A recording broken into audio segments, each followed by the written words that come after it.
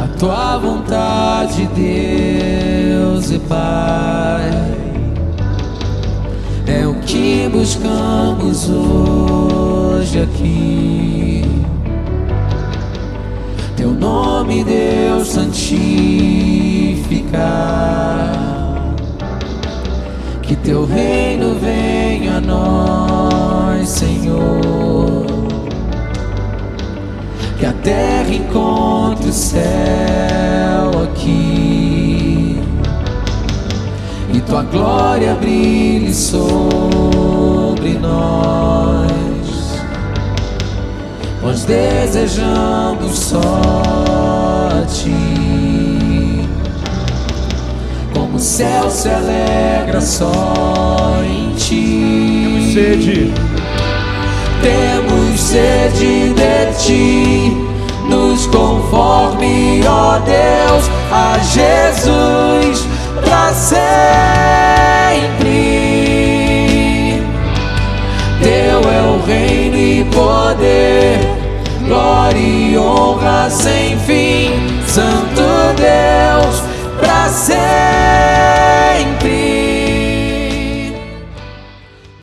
Eu queria meditar com os irmãos em Atos, capítulo 27, do 15 ao 32. Eu não vou ler, é uma quantidade muito grande de texto. Eu prefiro dar uma explicação a respeito do texto. Eu vou pegar aqui no meio, os irmãos anotem, depois os irmãos leem. Diz assim: mas agora recomendo-lhes que tenham coragem, pois nenhum de vocês se perderá a vida, apenas o navio será destruído. Pois ontem à noite apareceu-me o anjo de Deus, a quem pertenço e a quem adoro, dizendo: Paulo, não tenha medo, é preciso que você compareça perante César. Deus, por sua graça, deu-lhes a vida de todos os que estão navegando com você. Assim, tenham ânimo, senhores, creio em Deus que acontecerá do modo exato como tenho dito. Devemos ser arrastados para alguma ilha, e o apóstolo Paulo vai dizer que eles ficaram vários dias. Eu nunca passei por nada parecido com essa experiência do apóstolo Paulo. Quando você olha para o livro de Atos e você olha para o que acontece lá no Areópago, você vê a maior dificuldade que o ser humano tem em crer no cristianismo. Esse texto nos fala sobre a maior dificuldade que o ser humano tem de crer em Deus, porque ele vai ressaltar duas coisas fundamentais, das quais nós vamos meditar apenas em uma nesta noite. Infelizmente, eu diria que grande parte dos cristãos, como o mundo, tem uma grande dificuldade de crer no Deus da Bíblia. E experimentam as mesmas coisas. O que o Atos nos mostra é que, apesar dessa cultura ser totalmente anti-Deus, de tudo que porque as pessoas acham que no passado as culturas eram mais voltadas, mais fáceis de aceitar a verdade. Mas para essa cultura aqui, tudo que o Evangelho diz e a verdade de Deus diz, naturalmente era uma loucura para eles. E eu estava olhando um grande historiador, Luke Timothy Johnson, está com 73 anos, já está aposentado, mas ele estava falando a respeito, ele é um historiador, não estava fazendo um comentário teológico. Ele disse como você enxerga a herança, a origem helenística de Lucas, suas raízes nesse texto. Lucas é grego, ele não é judeu, não é? E é sobre isso que o historiador está falando. A literatura judaica, a literatura antiga judaica, o Velho Testamento, por exemplo, não tem histórias do mar, você pode ler, não é? O mar não está lá, não há grandes navegações. Davi é um pastor, não é um grande navegador. Mesmo quando você vai ver ali os discípulos pescadores, são pescadores num lago. Eles não são grandes navegadores. Você, lá no Velho Testamento, vai encontrar Jonas, mas é só quando ele estava fugindo de Deus. A vida dele não tinha nada a ver com o mar. Nada a ver com o mar. Na história dos judeus não há, mas na literatura grega é totalmente contrário a isso. Eles são grandes navegadores. Eles têm muitos barcos, eles navegam. A Grécia é um monte de ilhas. Não é? Eles eram grandes guerreiros. A guerra contra o Império Persa, onde tem até o filme 300, que determinou que nós somos essa sociedade. A sociedade ocidental vem dessa cultura greco-romana e judaico-cristã por causa dessa guerra. e ela foi vencida no mar. Foi uma grande batalha, onde parecia impossível a quantidade de navios do Império Persa ser derrotado, e os gregos derrotaram. Então a vida dos gregos, a história deles está cheia do mar, cheia de aventuras, naufrágios. Pensem na maior obra, talvez, antiga da história, a Ilíada, né? A Odisseia, de Homero. O tempo todo, grande parte dela é no mar. Tudo acontece no mar. Então, na literatura grega, além do mar ser importante, e as guerras, e conquistar o mar, enfrentar as tempestades, ela acabou virando uma metáfora, a tempestade, para o mal, para o sofrimento, para as tragédias da vida que vem sobre nós. E como as tragédias, o mal que se abate sobre nós, mostram quem nós somos. Eles, no mar, numa tempestade ou numa guerra, um homem mostra quem ele é o que eles diziam. É onde o caráter dos homens é mostrado. Lucas estava nesse barco. Ele é um grego, não é? Ele é dessa cultura. Ele conta essa história, eu nem li o texto porque é enorme, ele conta em todos os detalhes. Então nós fomos ali, então nós fomos lá, então aconteceu isso, então o vento soprou. Ele diz que tipo de vento era, da onde o vento vinha. Ele dá detalhes enormes. E esse texto fala sobre duas coisas: o problema do mal e o problema do sofrimento. Eu gostaria muito de poder falar sobre as duas coisas, mas não vou poder falar. Eu quero falar sobre o problema do mal, então, e deixar para um outro domingo falar sobre o problema do sofrimento. Os dois são importantes, mas você só pode entender o segundo, o problema do sofrimento, e como lidar na sua vida pessoal, quando você compreende primeiro o problema do mal. Então há um paradoxo na tempestade. E eu vou ficar só no primeiro ponto, então, olhando para o problema do mal, apesar de nós queremos, de fato, olhar para três coisas: o produto da tempestade, o que isso redunda em nós, e a presença da tempestade em nossas vidas. Mas nós queremos ficar só com essa primeira parte. Se vocês lembrarem, volta e meia nós mencionamos, na época do apóstolo Paulo, havia duas culturas filosóficas dominantes, muito importantes: os estoicos e os epicureus. E eles dominavam o pensamento. E os estoicos, eles tinham um pensamento fatalista. Ou seja, eles achavam que, eles acreditavam que tudo ia acontecer como vai acontecer, não importa o que você faça. Não importa o que você faça. Tudo está determinado de tal maneira que o que você faz não tem importância. Então é por isso que eles, assim, eu diria que a história que mais caracteriza os estoicos é a história de Édipo, não é? Édipo, ele é filho de um rei, e esse rei de Tebas, o rei de Tebas, que é pai dele, ele vai no oráculo de Delfos, que é considerado o mais famoso oráculo, né? O oráculo era um profeta, assim. E as pessoas iam lá consultar o oráculo. E ele vai no oráculo, pai de Édipo, e ele recebe uma profecia, um oráculo, que diz para ele o seguinte: o seu filho que nasceu, ele vai te matar. Ele vai te matar. E ele vai casar com a sua esposa, ou seja, ele vai matar o pai e vai casar com a mãe. Édipo. O pai dele, Laio, ficou assim, abismado, achando horrível. Como assim? O meu filho, que seria o próximo rei de Tebas, ele vai me matar e vai casar com a mãe dele, Jocasta. Jocasta era a mãe de Édipo, né? O pai dele, então, resolve se livrar dele. Então, leva ele num monte distante e joga ele lá, joga ele fora.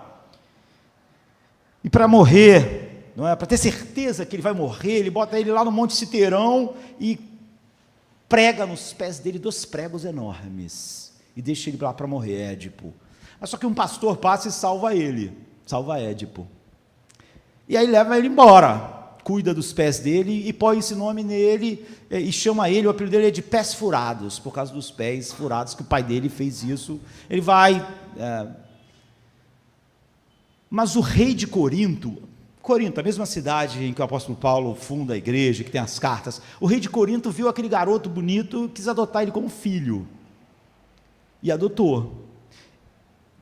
E um dia, quando ele está maior, quando ele já é um homem, ele também vai lá no oráculo de Delfos, e ele ouve a mesma profecia que o pai ouviu, que ele ia matar seu pai e que ia casar com a sua mãe. Quer dizer, os estoicos, essa é a história preferida deles na mitologia grega. Édipo é o grande herói deles. Édipo ouve a mesma profecia, e Édipo fica horrorizado, eu vou matar meu pai e casar com a minha mãe. Só que ele era adotado desde criancinha, ele achava que o pai dele era o rei de Corinto, e a mãe dele era a mãe dele lá. Então ele foge, ele vai embora, e quando ele vai embora, ele encontra o pai dele verdadeiro, e ele acaba matando o pai dele, e ele acaba encontrando a mãe dele, Jocasta, e casa com a mãe dele. Você vê, os estoicos são fatalistas, eles achavam que independente se uma coisa vai acontecer, não importa o que você faz não tem importância nenhuma, o que você faz não tem nenhum peso, é peso zero, vai acontecer como tem que acontecer. Tem a esfinge, a famosa esfinge de Tebas, que ia destruir Tebas, a não ser que alguém decifrasse o segredo da esfinge. Se eu não me engano, o mistério lá que ela deu ou a destruir era um animal. Qual é o animal que de manhã tem 2 pernas, de tarde tem 4 pernas e de noite tem 3 pernas? Esse era a esfinge, né? Ou tu me decifra ou vou destruir tudo, vou destruir Tebas. E Édipo é o cara que resolve isso e salva Tebas. Ele acaba chegando à conclusão que a resposta àquilo que a esfinge perguntou é que o animal era o homem, que de manhã é a infância do homem, não é? Então, de manhã tem 4 patas, porque o ser humano, quando é criancinha, ele engatinha, mas quando ele está no meio do dia, que ele é um adulto, ele anda com as 2 pernas, mas quando ele fica velho, ele tem que andar com uma bengala, assim, ele tem que se apoiar. Então, era isso, quando é um animal que de manhã anda com 4 patas, no meio do dia com 2 patas, e no final do dia com 3. Ele decifra, salva, mas ele descobre que ele casou com a mãe dele, e descobre que ele matou o pai dele, ele fica arrasado, fica desesperado. Jocasta se mata, a mãe dele, quando descobre que casou com o filho, ela se mata, e ele fica arrasado. Ele disse, de certa forma, de uma maneira invertida, o segredo da esfinge é a minha miséria, porque eu comecei diferente, comecei com... quando casei matei meu pai, casei com a minha mãe, eu me tornei esse animal de 4 patas, uma besta, e ele fura os olhos, porque ele não se perdoa por não ter reconhecido a mãe dele, por ter olhado para a mãe dele e não ter visto nela a sua mãe, e sim uma mulher para se casar. Então ele fura os seus olhos e ele passa a andar então com uma bengala. Ele diz, agora eu estou com essas 3, eu já tive 2 pernas, depois fiquei com uma besta e acabei com 3, porque eu sou um homem cego.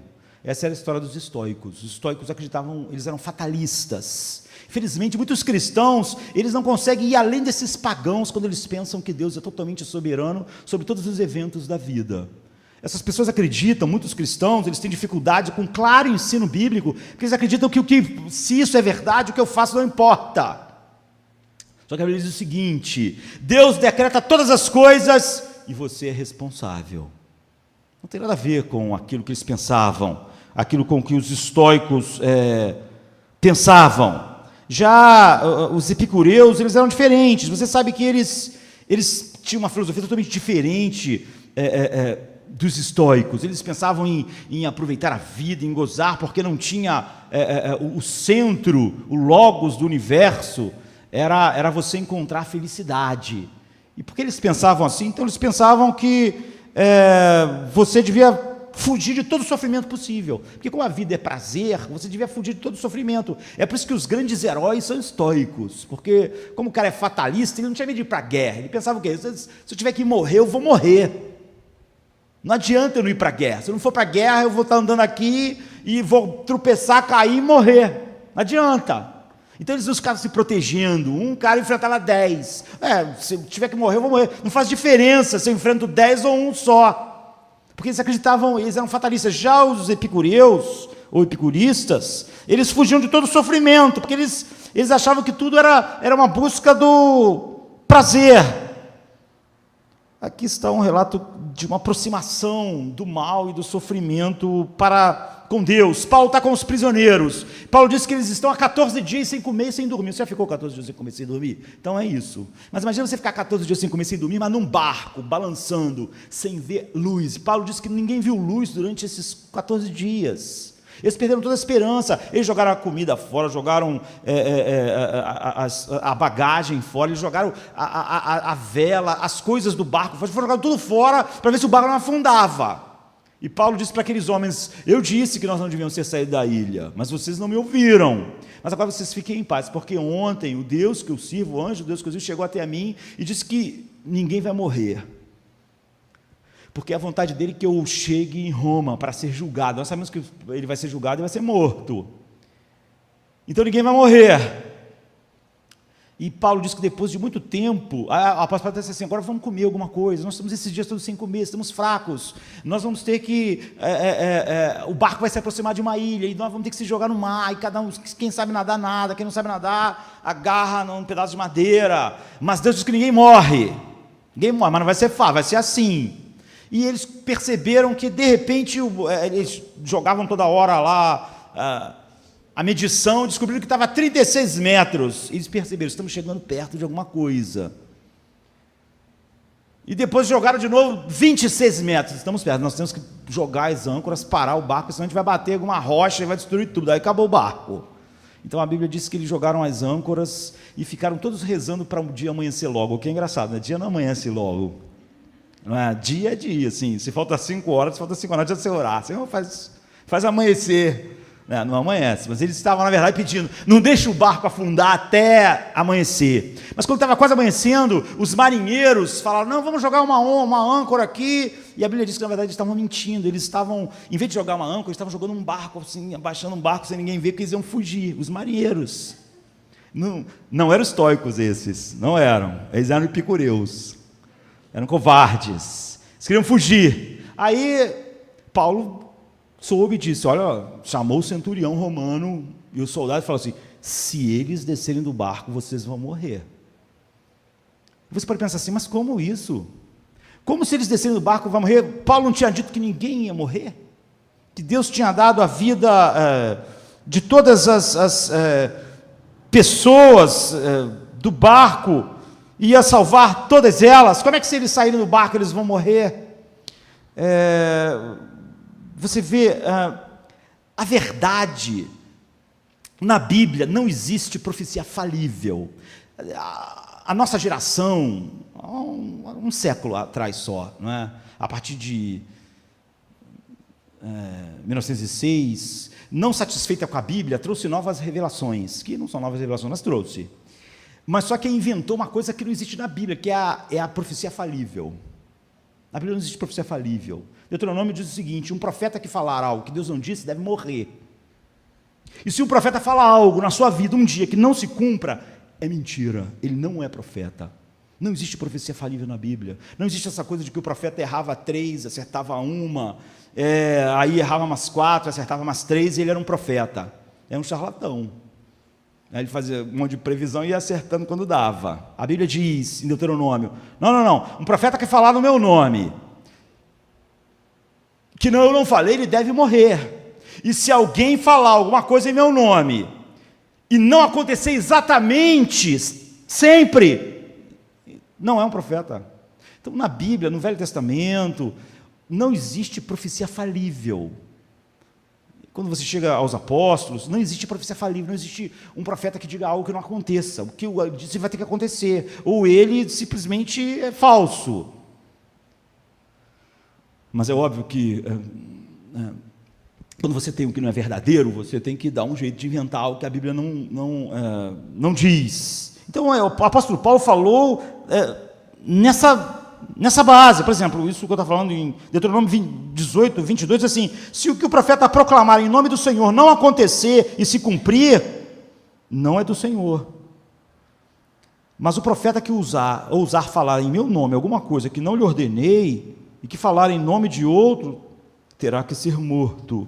Então, eu podia falar a respeito disso e fazer um sermão todo a respeito disso, de como na Bíblia não existe profecia falível, mas esse não é o tema desta noite. Mas Paulo, quando ele diz que Deus falou. Então você vê, Deus falou algo que ninguém vai morrer, então ninguém vai morrer. Se você pensa como uns epicureus, você vai pensar assim: o que todo mundo faz no barco não importa. Mas Paulo diz: não importa, vocês não podem sair do barco, vocês têm que ficar no barco. Então você vê que, na verdade, aquilo que a Bíblia diz é muito mais complexo do que qualquer filosofia. Não tem nada a ver com o fatalismo dos epicureus, dos estoicos, que você vê, Édipo, ele fez tudo para ele não casar com a mãe dele, mas ele casou. Ele fez de tudo para não matar o pai, mas ele matou. Muitos cristãos são pagãos, assim, nunca entenderam o evangelho. Você vai ver cristão falando assim: então quer dizer que se Deus não elegeu um homem, ele vai buscar, Deus vai buscar, Deus vai buscar, Deus vai amar Deus, mas como ele não foi eleito, ele está perdido. Esse cara é um estoico, ele não é um cristão, ele é um pagão. Ele não consegue compreender. Ele jamais leu a Bíblia com seriedade. A Bíblia jamais diz que alguém busca Deus e busca ir para o céu. É impossível. Não existe um homem que buscou a Deus e que não encontrou Deus porque ele não era eleito. A Bíblia diz que não há quem busque Deus, nenhum sequer. Nunca, jamais um homem buscou a Deus. Os homens fogem de Deus. Um homem não acha Deus, não é porque Deus se esconde, ele não acha Deus da mesma maneira que o ladrão não acha a polícia. O ladrão não acha a polícia porque a polícia se esconde, porque ladrão foge da polícia. Se a polícia está ali, ele vai para lá. O homem não busca Deus, o homem foge de Deus. E se ele pudesse, ele matava Deus, e quando ele pôde, ele matou Deus no mundo. Então você vê, é muito mais misterioso, complexo e paradoxal o problema do mal do que e do decreto de Deus, do que qualquer filosofia pagã. Mas tem cristãos que não conseguem ultrapassar nem a filosofia pagã. Os epicureus são mais sofisticados, porque eram filósofos do que muitos. Eu estava outro dia lendo uma reportagem na revista Harper de Max Lucado, que é um escritor americano, ensaísta, está com 59 anos, e o nome do que ele escreveu era Sangue nos Trilhos. Era sobre algo que aconteceu, e ele estava usando isso para dizer que depois que ele viu isso, olhou essa história, ia contar essa história, tentou contar essa história, ele pensou: o Deus da Bíblia não pode existir. Porque em 1999, uma família em Massachusetts estava caminhando lá no meio da mata, uma família com 5 pessoas, e eles acabaram passando na linha da férrea, aí um trem pegou todo mundo, matou todo mundo. Então os repórteres, todo mundo foi lá contar a história. E ele diz, o ser humano, ele sempre tem que encontrar uma razão para as histórias. Até para você contar uma reportagem, você tem que contar uma narrativa. Ele diz: a gente tentou encontrar uma narrativa. Essa tragédia, a culpa foi o quê? Foi culpa do governo. A gente sempre acha que o primeiro culpado de tudo é o governo. Não é? Então ele acha: qual é o governo? O governo não fez a lei certa, as leis adequadas, e então aconteceu essa tragédia. Mas eles foram investigar e o governo não era culpado. Estava tudo certo, a lei estava certa. Então a culpa é da empresa, porque a empresa não deve ter respeitado as leis. Mas não, a empresa tinha feito tudo da maneira correta. Então a culpa é de quem pensou as leis, que não cobriu tudo, mas estava tudo certo. Então aqueles homens deviam ser muito maus para serem atropelados por um trem. Ele disse que não era uma família de um pai, uma mãe, filhos, não tinha Então ele levanta aquele argumento velho, aquele silogismo, que tem a parte A que diz, olha, o Deus bíblico é um Deus todo-poderoso, amoroso, e não encheria o mundo de sofrimento sem sentido. Porque até a gente entende o sofrimento com o sentido. Ou seja, alguém morreu para salvar alguém. Alguém foi para a guerra, então houve muita morte, mas para preservar a paz. Há sofrimentos que a gente consegue entender, é o que ele está dizendo.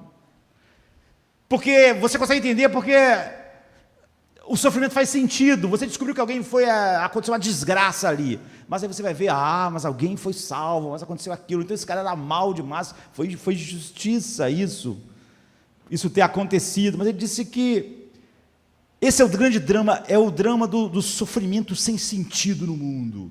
Isso segundo ele. O sofrimento que você não encontra nenhuma razão. Não salvou ninguém, não aconteceu nada, não saiu nada bom disso, a não ser é uma desgraça sem sentido. Ele disse, todos nós e todos os grandes repórteres investigativos examinamos aquilo e não tinha nenhum sentido, nós não conseguimos encontrar nenhum sentido naquele sofrimento. E se Deus tem esse poder inteiro e pode impedir o sofrimento, Ele pode impedir todo o sofrimento, e Ele não impede o sofrimento sem sentido, então esse Deus não existe. E porque ele disse, eu não consigo achar nenhum ponto em que esse sofrimento todo, essa desgraça, encontre sentido. Você vê como o que ele está dizendo, está fazendo um silogismo, parece um raciocínio lógico, mas é totalmente falacioso, porque ele julga, você vê, ele diz que não consegue compreender Deus, mas ele parte do princípio de que ele entende o sofrimento, e que ele investigou o sofrimento e não achou nenhuma razão, e que se ele não achou nenhuma razão é porque não existe, é o que ele acha. Ou seja, ele acha que ele não pode compreender Deus, mas ele pode compreender o sofrimento, a mente dele pode compreender o sofrimento, e ele chegou à conclusão que não há nenhum sentido para aquele sofrimento, e se ele chegou à conclusão que não há nenhum sentido para aquele sofrimento, é porque não existe nenhum sentido para aquele sofrimento. Imagine um exemplo, para trazer isso para nossas vidas, que você tem um emprego, e você tem um filho de 5 anos, e agora você arruma um outro emprego no outro estado, você mora no Rio, vai um emprego em Minas, em São Paulo, sei lá, no Nordeste, no Sul, e você arruma esse emprego, ele paga 10 vezes mais, e ele não só paga 10 vezes mais, ele é um emprego que você sonha fazer, as suas habilidades, e você então quer ir para este emprego, e você vai ter que chamar o seu filho de 5 anos e dizer, olha filhinho, sabe todos os seus amiguinhos? Então, você vai ter que perder todos, vai perder todos os amiguinhos. Sabe aquela escola que tu gosta? Vai ter que perder também. Sabe essa casa que a gente mora, que você gosta? Então, não dá mais.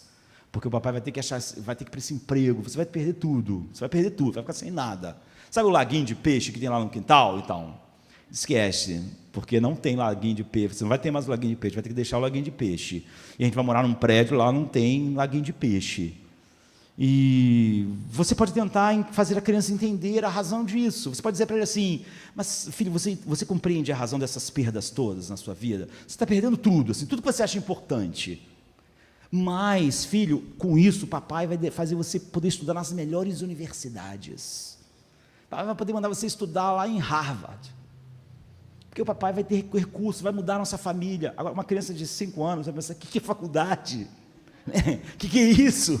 Eu vou perder o laguinho de peixe porque faculdade? Eu não quero faculdade. Eu não quero perder essas coisas, isso é terrível. Meus amiguinhos, minha escola, meu laguinho de peixe, o peixinho dourado. Eu não quero perder nada disso. É por isso que o pai tem que dizer assim, filhinho, você não vai entender nunca a razão pelo que você tem que perder tudo isso. A gente vai se mudar. É inútil tentar explicar para uma criança de 5 anos as razões para todas aquelas perdas. Agora, se isso é verdade, na distância que separa mim de um filho de 5 anos, ele não pode entender porque eu estou fazendo ele perder tudo que ele gosta, amiguinhos, escola, ambiente, casinha, laguinho de peixe. Imagina entre eu e Deus. A ideia de que eu olhei para algo e olhei tudo, e como não achei nenhuma razão boa, aquela criança não ia achar nenhuma razão boa para perder todas essas coisas, e que por isso não existe uma boa razão, é por ignorância, e é totalmente irracional, porque a pessoa que diz isso, ela parte do princípio, no silogismo lógico dela, de que Deus seria capaz de impedir todo o mal do mundo, se quisesse. Agora, Se você imagina um Deus que é capaz de deter todo o mal do mundo, você tem que imaginar que ele tem uma mente muito superior à tua. Você não pode acabar com mal nenhum. E que ele pode achar 1000 razões no mal acontecer que você nunca vai saber. Como aquela criança nunca vai saber por que é importante ir para uma universidade. Se ela está, sei lá, no CA ainda, não sei o que as pessoas fazem com 5 anos de idade hoje. Você vê, é totalmente falacioso, porque o cara primeiro, ele estabelece que Deus pode acabar com tudo, então ele está imaginando um Deus imenso. Mas ao mesmo tempo ele diz, mas minha mente já determinou que esse sofrimento não faz sentido. Ora, se eu imagino e olho para um Deus que pode acabar com todo o mal, eu posso imaginar que a mente desse Deus pode enxergar 1000 coisas que a minha mente não pode. Portanto, o silogismo, na verdade, é totalmente falacioso. E é assim que, na maior parte das vezes, as pessoas se aproximam dessa realidade. Então, aquela criança ficaria totalmente chateada, triste, porque o pai tirou toda a vida dela, acabou com a vida dela, tirou tudo, não deixou nada. Paulo e Lucas nos dão uma compreensão muito mais complexa, incrível, da sofisticada relação de Deus com todos os eventos, de tal maneira que Deus é totalmente soberano, Ele decreta tudo e você é responsável. Todos nós somos responsáveis diante de Deus. E essas duas coisas andam juntas. Deus tem o perfeito domínio sobre todas as coisas e você é responsável. Então, o livro de Lamentações, capítulo 3, de 36 a 38, diz assim: quem poderá falar e fazer acontecer se o Senhor não tiver decretado? Não é da boca do Altíssimo que vem tantas desgraças quanto as bênçãos. Numa enorme quantidade de passagens na Bíblia diz que Deus decreta todas as coisas. E você só tem como enxergar a realidade disso olhando quão complexo isso é. Se você for tiver uma mente só um pouquinho sofisticada, você ainda pode elaborar algumas filosofias como os estoicos e epicureus. A maior parte das pessoas nem isso. São só aquela criança de 5 anos de idade mesmo que por alguma razão acha que realmente pode determinar com a sua mente que nada que o seu pai faz sentido, porque se não faz sentido para ela, o pai fazia ela perder todas aquelas coisas e sofrer a perda do peixinho dourado, a perda do laguinho, e a perda dos amiguinhos, e a perda do parquinho, e a perda da casa que eles moram. O pai não tem nenhuma razão, porque ele não consegue ver nenhuma razão, provavelmente o pai não deve ter nenhuma razão também, para tanto sofrimento, para tanta perda na vida daquela criança, perdeu o seu mundo. Então a Bíblia fala sobre o propósito de Deus, Atos 4, 28, fala sobre o plano de Deus no Salmo 33, 1, e sobre o conselho de Deus em Efésios 11, que Ele faz tudo segundo o conselho da sua vontade, e sobre a vontade decretiva de Deus, Isaías 46, 10. Não importa a designação que você queira dar, como Jeremias deu aqui em Lamentações, isso tudo junto é chamado do decreto de Deus, o decreto de Deus. De uma forma ou de outra, cada uma dessas designações estão apontando para a mesma coisa, não é? Como Deus tem um perfeito controle absoluto de todas as coisas e nada acontece sem que Deus queira que aquilo aconteça. E nada pode frustrar esses decretos de Deus. A Bíblia diz assim: desde toda a eternidade, Deus... Confissão de Fé de Westminster. Desde toda a eternidade, Deus, pelo seu muito sábio, santo conselho, da sua própria vontade, ordenou livre e inalteravelmente tudo o que acontece. Lá na eternidade, Deus decretou tudo o que acontece, de maneira livre e soberana. É assim que a Bíblia pega isso que os teólogos aqui de Westminster estão falando. Quando ela transforma isso em palavras, ela fala sobre o plano de Deus, o conselho de Deus, o beneplácito de Deus, o decreto de Deus. E há 3 coisas sobre o decreto de Deus na Bíblia. Como nós falamos há 12 domingos atrás de manhã, nós precisamos, o apóstolo está falando sobre as nossas fontes de epistemologia. A tua epistemologia pode vir da tradição, né, do que a tua faixa etária pensa, do que o mundo pensa, do que a igreja pensa. Paulo diz, essa fonte de epistemologia, de conhecimento é falsa. Ou você pode ter a epistemologia mais moderna, que é, eu sigo o meu coração, o que eu sinto. Paulo disse, é falso também. Um verdadeiro homem regenerado, ele só tem uma fonte de epistemologia, de conhecimento, a palavra de Deus, o que ela diz.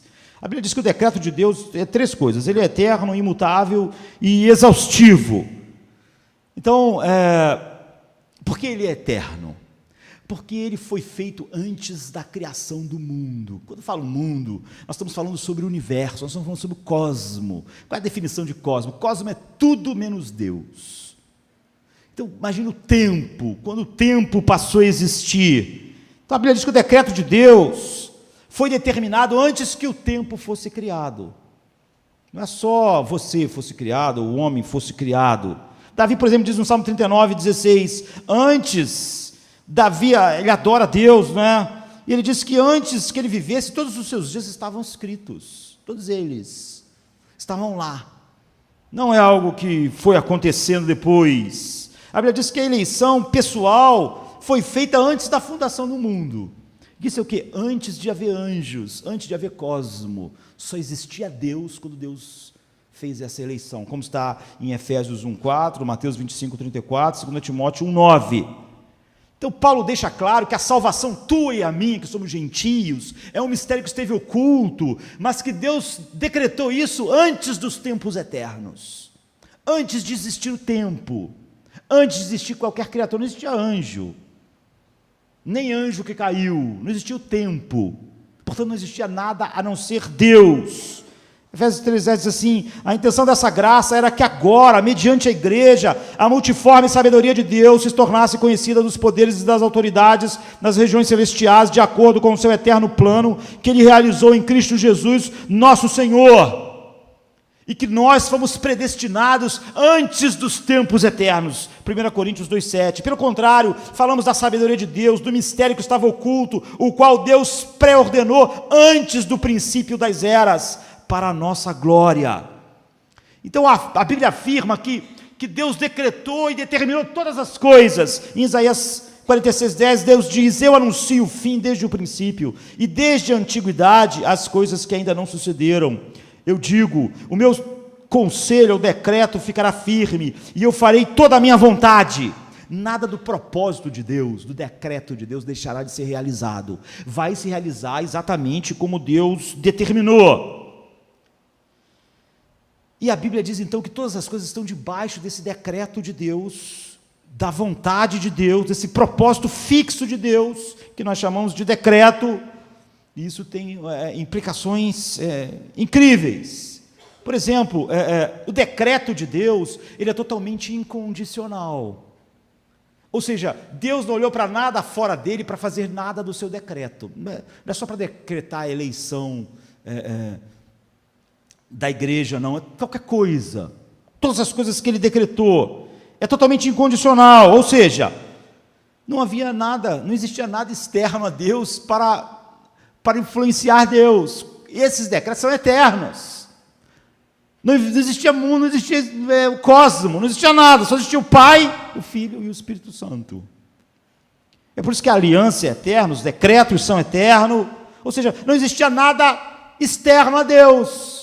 Portanto, o decreto tinha que ser incondicional, não podia se basear em nada. Nada existia, a não ser a mente de Deus. Ele decidiu fazer algo, e não havia nada que ou se opusesse ao que ele queria fazer, ou que pudesse clamar, deixa eu fazer parte disso, ou não existia nada. Jonathan Edwards diz assim, a vontade de Deus é suprema, subjugada a si mesmo, e independente de qualquer coisa fora de si mesmo, estando em tudo determinada apenas pelo seu próprio conselho, seguindo nada mais que não seja somente a sua sabedoria.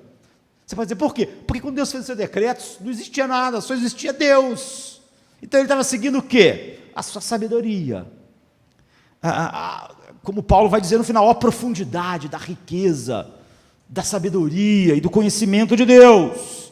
Então isso não podia ser diferente. A Bíblia diz isso, e é óbvio que isso é a verdade bíblica e lógica, porque se só Deus estava presente na eternidade, quando ele decretou, como está em Colossenses 1,17, e Ele é antes de todas as coisas, e todas as coisas subsistem por Ele e nele.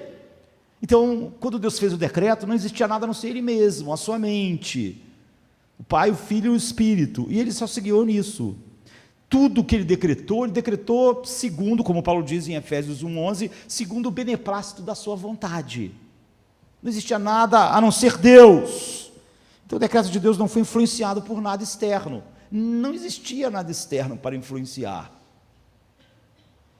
Como está em Gênesis 1:1, quando o tempo é criado, ou João 1:1 e 3, quando ele diz, no princípio era o Verbo, e o Verbo estava com Deus, e o Verbo era Deus. O resultado inevitável dessa verdade é que cada decisão de Deus eterna, que compõe o seu decreto soberano, mesmo os eventos mais comuns, e ações, e intenções no mundo, cada uma delas, cada decreto de Deus é inteiramente livre e seguiu tão somente a sua própria vontade. Só Deus é soberanamente livre, você vê? Ele, quando decretou todas as coisas, nada existia, a não ser Ele mesmo. Por isso que a Bíblia repete o tempo inteiro que Deus sempre decretou segundo o seu bem-prazer, segundo a sua vontade, só, sempre. Por exemplo, no Salmo 115:3 diz assim: o nosso Deus está nos céus e faz tudo o que lhe agrada. Ou seja, Ele faz tudo como? Consultando só o que lhe agrada. Ele faz sempre o que lhe agrada. No Salmo 135:6 diz: o Senhor faz tudo o que lhe agrada nos céus e na terra, nos mares e em todas as profundezas.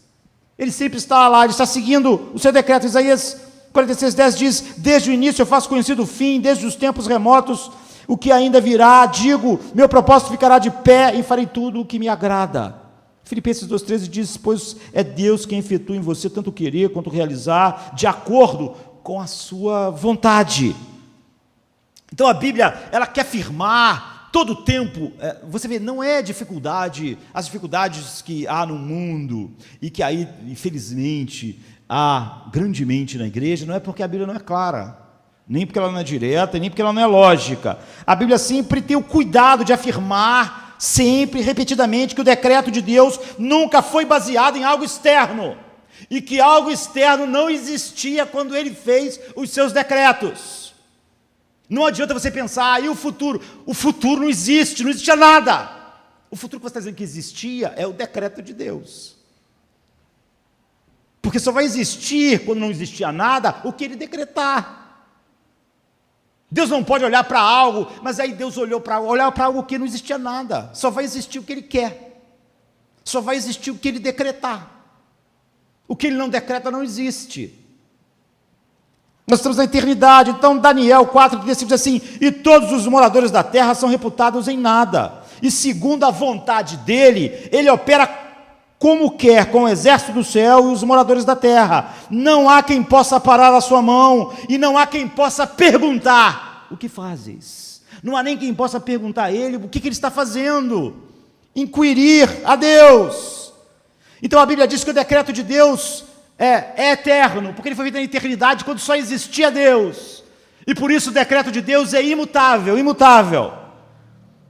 Você pode dizer assim: tudo bem, o decreto de Deus é eterno e incondicional, já que não existia nada. Mas e se Deus depois mudasse o decreto dele, na frente? É óbvio que você vai ter que pensar em razões que vão contrariar a lógica e todos os atributos de Deus para dizer a razão pela qual Deus mudaria. Mas a Bíblia não te dá nem essa chance de fazer essa idiotice que seria, né?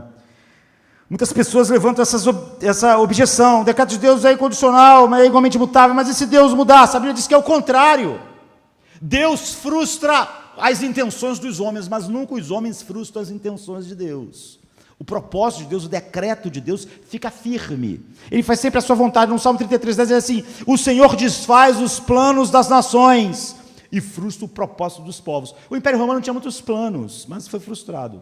Acabou. Sabe? Os nazistas ia durar 1000 anos. Durou 1000 anos? Não durou 1000 anos. As nações têm propósito. A Bíblia diz: Deus frustra. Deus frustra. Nunca a Bíblia diz que o homem frustra Deus. A intenção do homem, o plano do homem, alguma coisa do homem, é o contrário.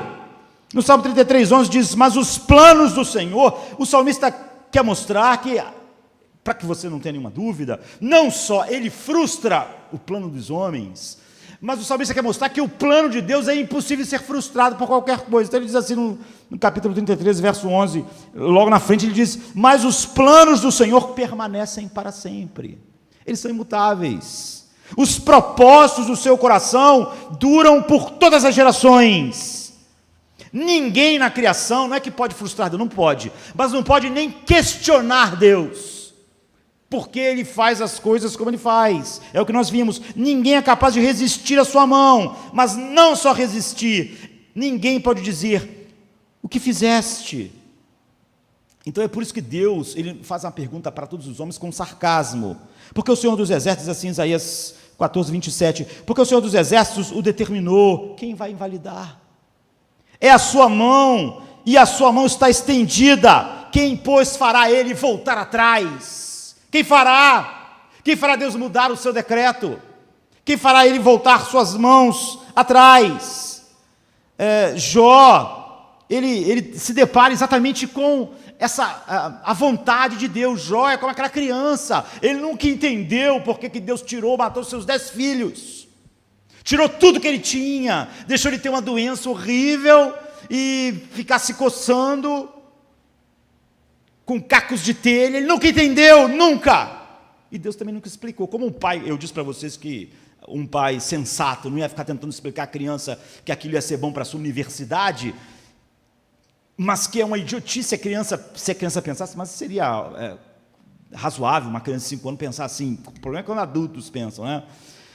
Uma criança pensar: papai não tem nenhuma razão, papai me faz sofrer à toa, eu perdi o peixinho dourado, perdi a escolinha, perdi o parquinho, perdi os amiguinhos, ele é mau, né? Ele está fazendo uma maldade, não há propósito nisso, porque minha mente não consegue ver nenhum propósito, não existe propósito. E o pai tem, é óbvio, 1000 propósitos que ele não consegue enxergar.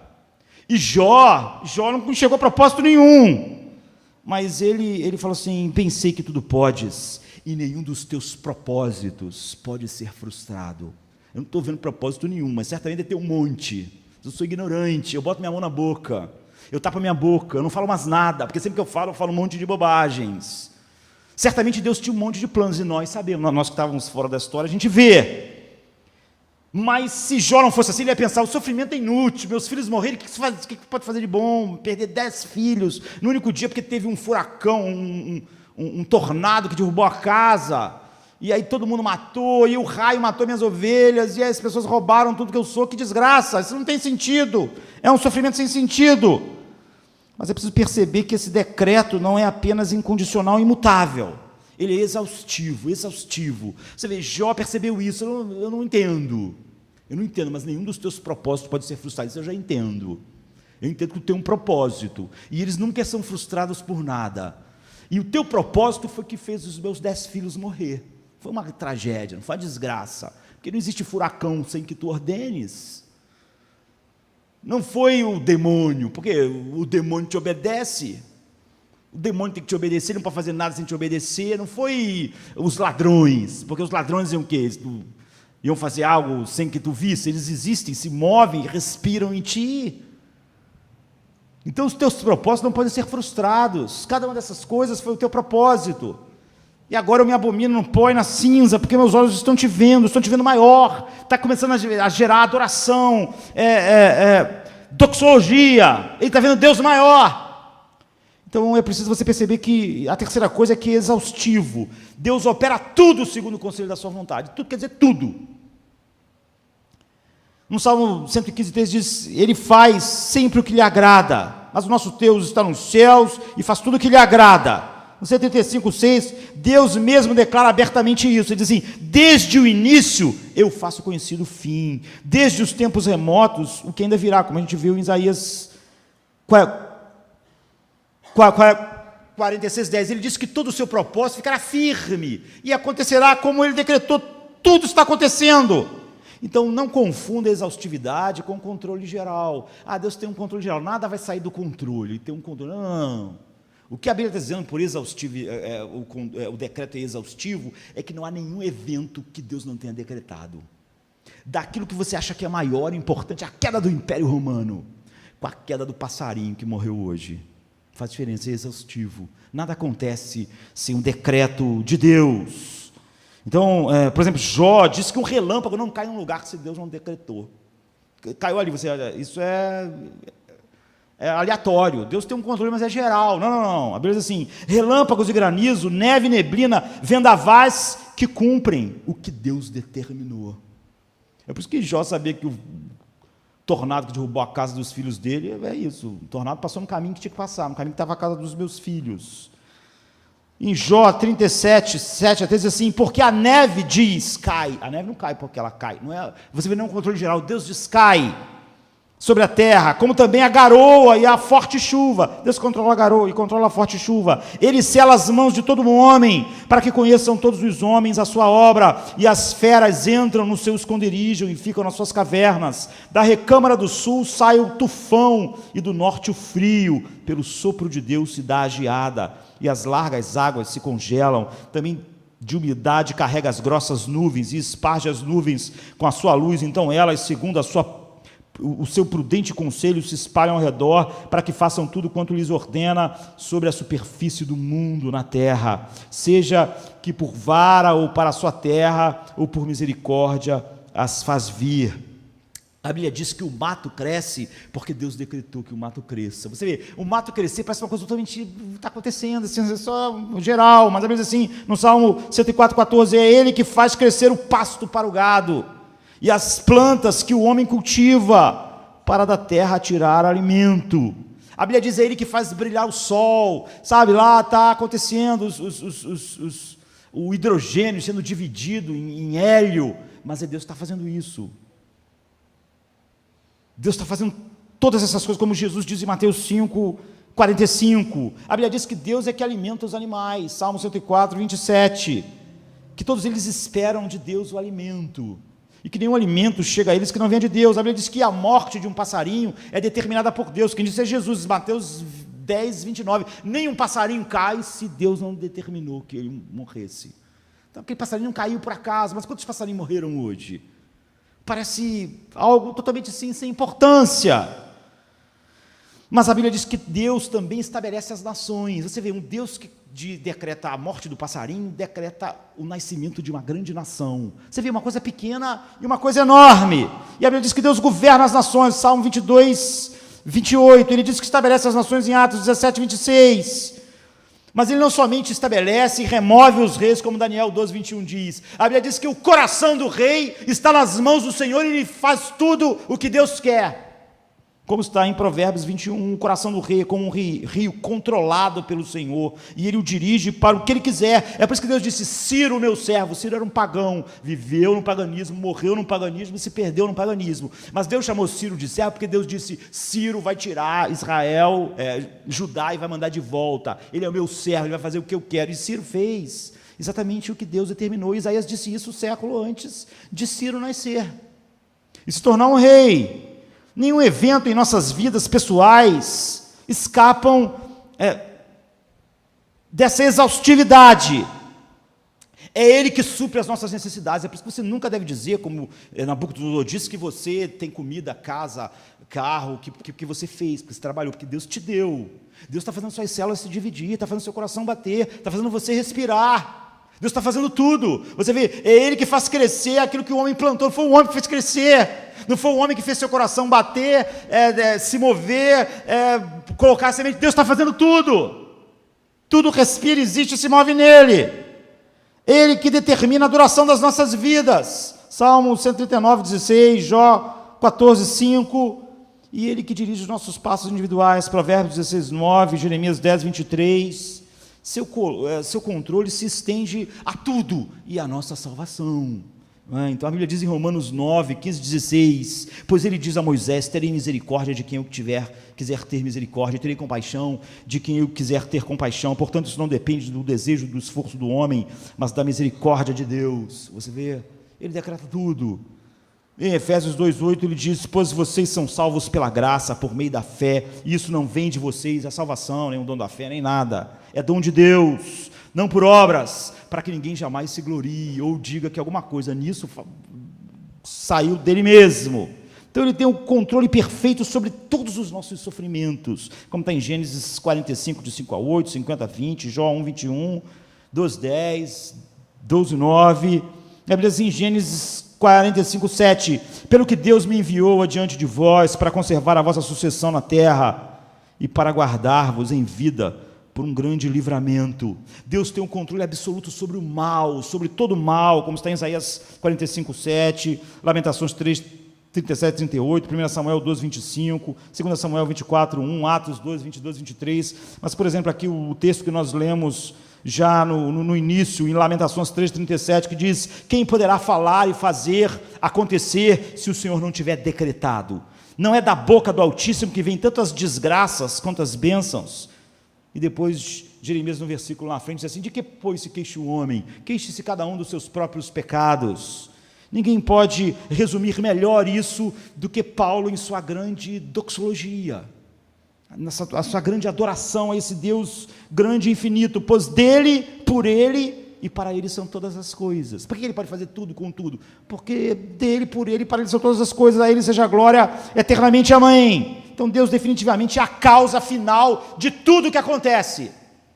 Você vê, Deus decreta tudo, e Deus é a causa final de tudo. De tudo. Mas você vê, isso é muito mais profundo do que aquele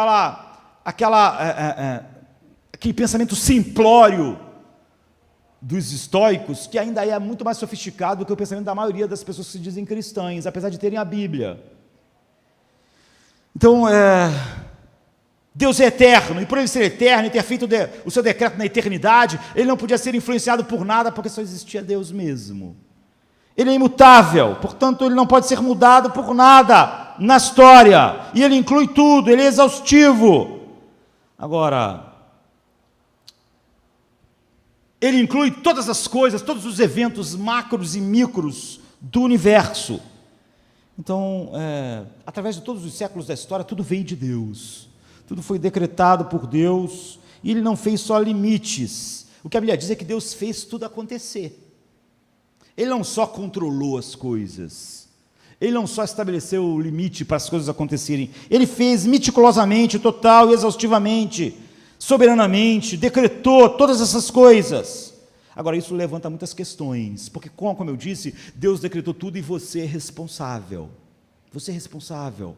Diferente lá da história de Édipo, que nada que ele fizesse, você vê, ele queria impedir de ele matar o pai e casar com a mãe. Esse é o fatalismo pagão.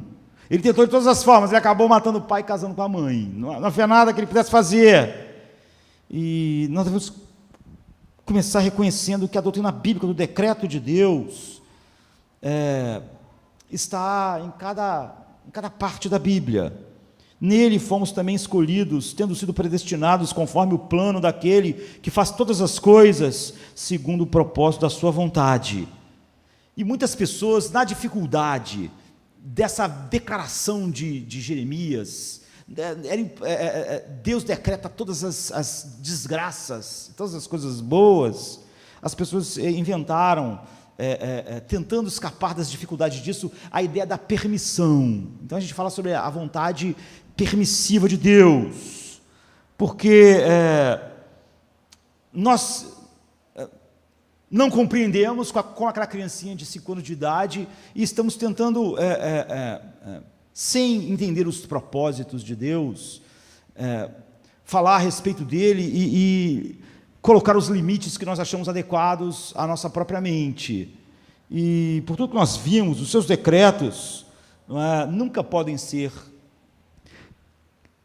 encapsulados pela palavra permissão. É totalmente inconsistente com a Bíblia e inconsistente logicamente, não é? Porque permissão quer dizer não impedir uma tendência de acontecer, ou permitir que aquela tendência aconteça. No final das contas, você vê, isso seria só para alguém falar uma bobagem, mas não impediria nada o fato de Deus ter decretado aquilo. Porque é óbvio que se Deus pudesse impedir algo, e ele olhasse para algo e dissesse, eu não vou impedir, vou deixar acontecer, foi a vontade dele que fez acontecer, porque ele podia ter impedido, ele não quis. Ele podia ter falado, não vai acontecer, eu não quero. Mas se ele falar, não, tá, isso pensando impiamente, né, negando o que a Bíblia diz. Mas mesmo assim você vê, a pessoa não se livra do fato de que a permissão seria um decreto.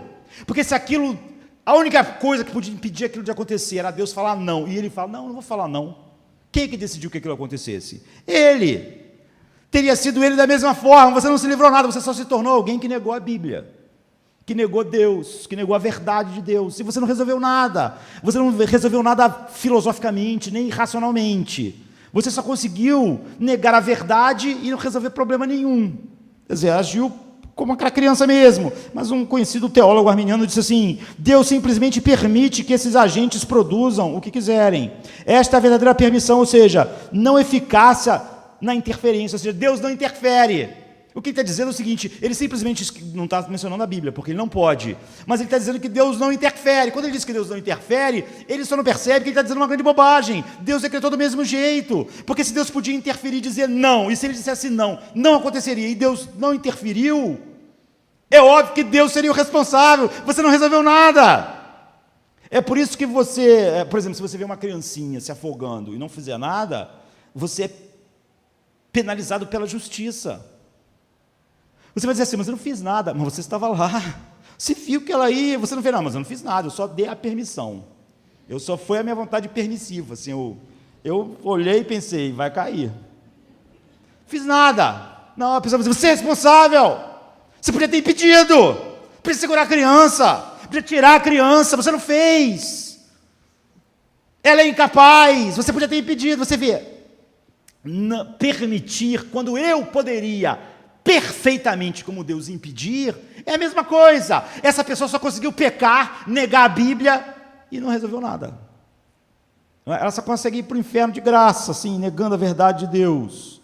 Mas toda essa ideia de não interferência nega o que a Bíblia está dizendo, porque a Bíblia não diz sobre permissão, não é?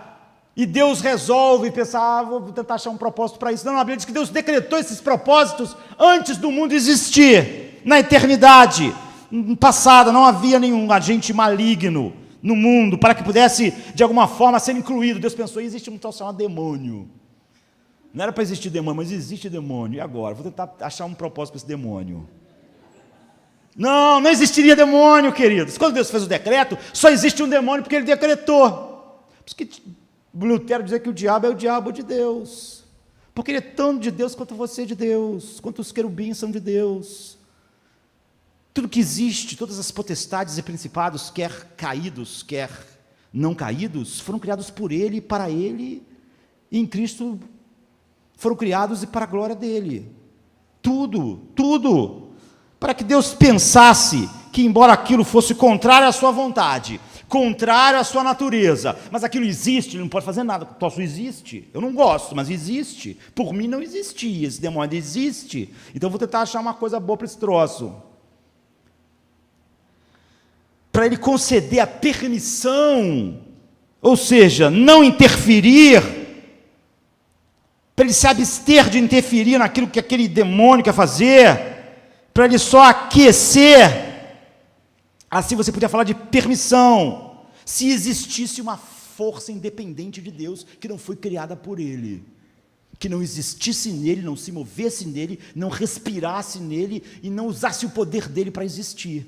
Você pode dizer assim, mas como esse ser mal existe, usa o poder de Deus para fazer maldade? Existe você, eu, as pessoas lá fora, estão falando tudo coisa errada, mas estão usando o quê? O poder de quem? A vida de quem? De Deus, é a mesma coisa, essa lógica. Nada existia no estabelecimento dos decretos de Deus, nada no universo, nem demônios, nem homens, nem universo. A Bíblia diz que nele nós vivemos, nós nos movemos e nós existimos em Deus, não existe algo independente dele que tenha existido, e aí ele viu, esse troço existe, eu vou permitir que ele faça algo aqui, vou tentar dar um jeito. As coisas existem nele, se movem nele. Então você distinguir finalmente uma vontade decretada de Deus, de uma vontade permissiva, é artificial e finalmente é inútil. Porque você não consegue fazer o que você queria, que era dizer que Deus não tem nada a ver com aquilo, e ainda você nega tudo que a Bíblia diz a respeito de Deus. Então, normalmente, nós não queremos afirmar assim, com medo de parecermos sugerir que, de alguma maneira, Deus tenha uma relação com todas essas coisas que acontecem. Quando Jó disse que nenhum dos seus propósitos podem ser impedidos, ele estava falando das desgraças que aconteceram na vida dele, dos seus filhos. Você pode ver que ele usa até a linguagem, tipo assim, nós recebemos o bem das mãos de Deus, não vamos receber o mal. O mal que ele está dizendo é a morte dos seus filhos, é a perda dos seus bens e a perda da sua saúde. Então, a coisa mais terrível que aconteceu, o maior pecado, a maior tragédia, a coisa mais má que esse mundo já viu, foi o assassinato do Filho de Deus. Agora, é óbvio que Deus decretou isso na eternidade. Ou Deus pensou, meu filho um dia vai morrer, vou ter que pensar numa coisa para isso, para me permitir isso. Como é que o filho dele ia morrer se ele não criasse um mundo? Se ele não tivesse um plano eterno para o filho morrer? Na verdade, o mundo foi criado para que o filho dele morresse na cruz. Esse é o plano eterno. A coisa mais má da história está no centro do propósito. Jesus é o Cordeiro de Deus que foi morto antes da fundação do mundo. Esse é o propósito. Esse é o decreto. Então, algumas pessoas podem até ter um desejo nobre, mas o desejo nobre não deixam de ser diabólicos porque são nobres.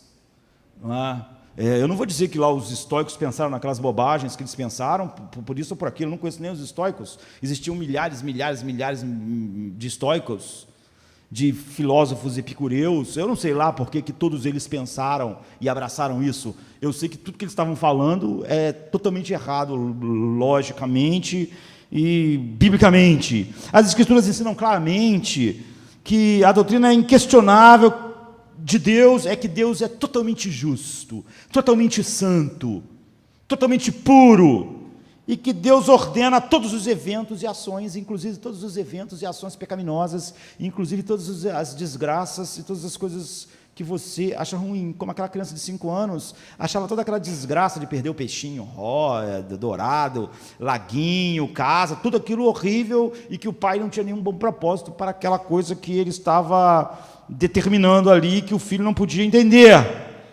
Então,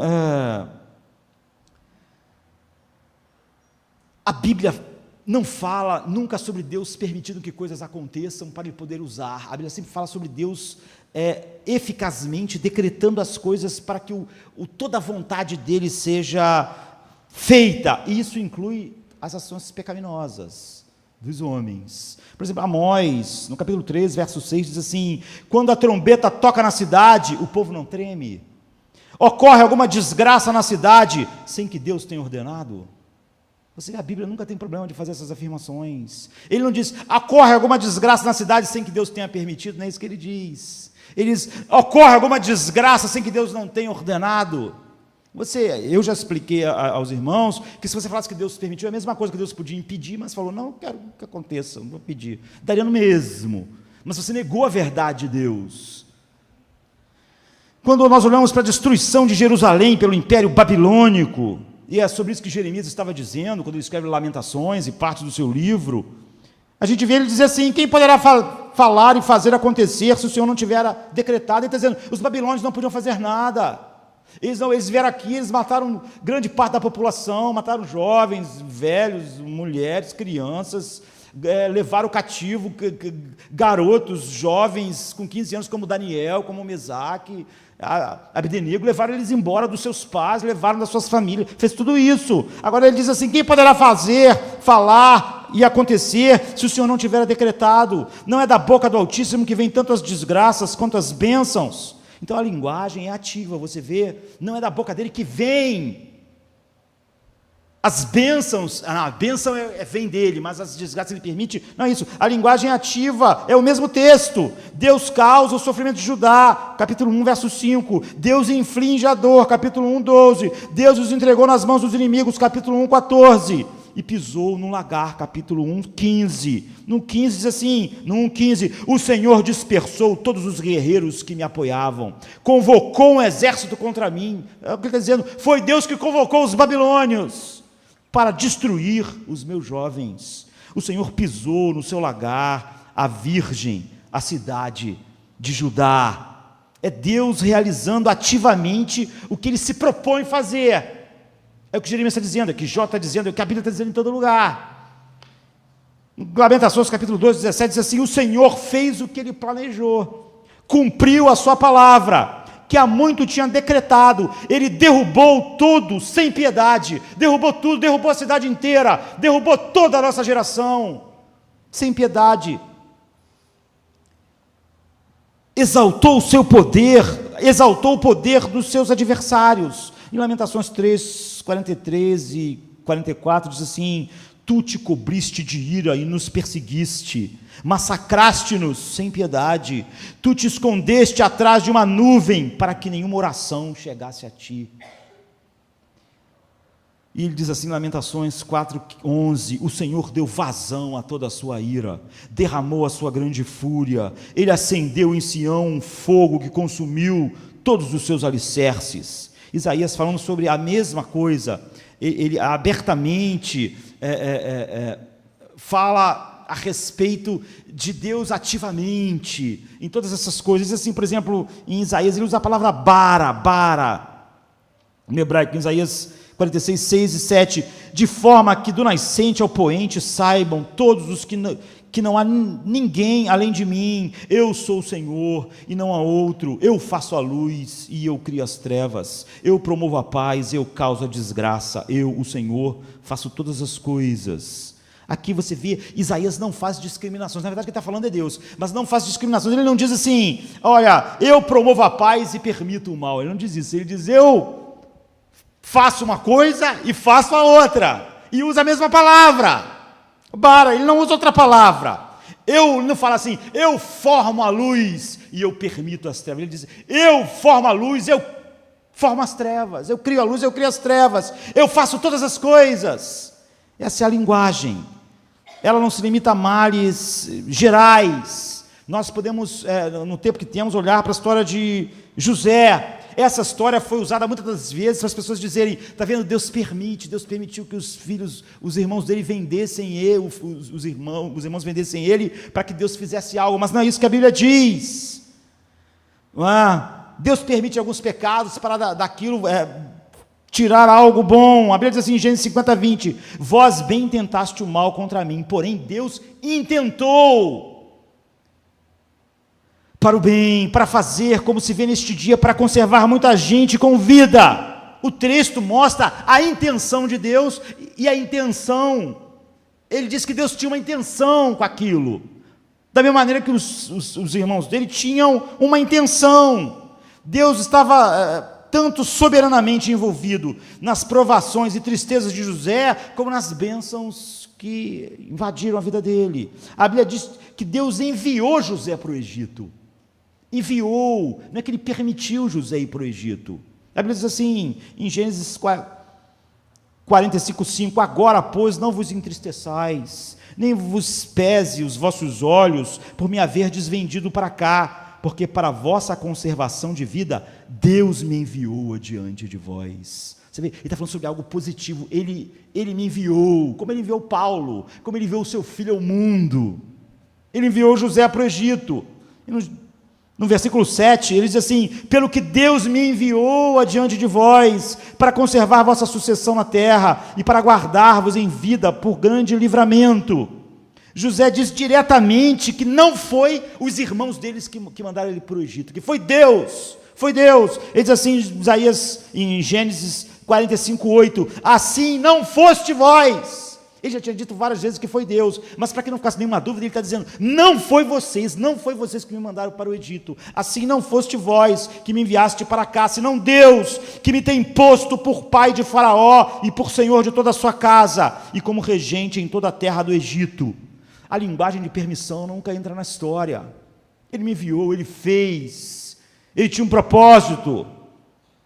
Por exemplo, quando você vê a obstinação do coração dos filhos de Eli, a Bíblia diz algo terrível, diz assim em 1 Samuel 2, 25, pecando o homem, Eli está falando para os seus filhos, pecando o homem contra o homem, os juízes o julgarão, pecando porém o homem contra o Senhor, quem rogará por ele?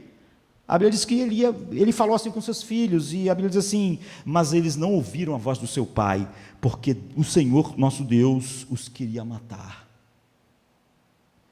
1 Samuel 12, 25, a Bíblia diz que Deus enviou um espírito maligno sobre Saul, um espírito da parte de Deus. Não é que Deus estava, e quando viu, e tem um espírito maligno indo para Saul, vou deixar, não é isso. A Bíblia diz assim: e o Espírito do Senhor se retirou de Saul e atormentava um espírito mau da parte do Senhor. 1 Samuel 16, 14, da parte do Senhor, é o texto bíblico. O incesto de Absalão com as mulheres do seu pai, as concubinas do seu pai, foi abominável. Mas a Bíblia diz assim, a Bíblia diz, foi abominável diante de Deus, mas a Bíblia declara, Deus diz, eu vou fazer isso. Ele diz assim, Deus, em 2 Samuel 12, 11 e 12, assim diz o Senhor, eis que suscitarei a tua própria casa o mal contra ti, da tua própria casa o mal contra ti, e tomarei tuas mulheres perante os teus olhos, e as darei ao teu próximo, o qual se deitará com tuas mulheres perante este sol, porque tu o fizeste em oculto, mas eu farei este negócio perante todo Israel, perante o sol.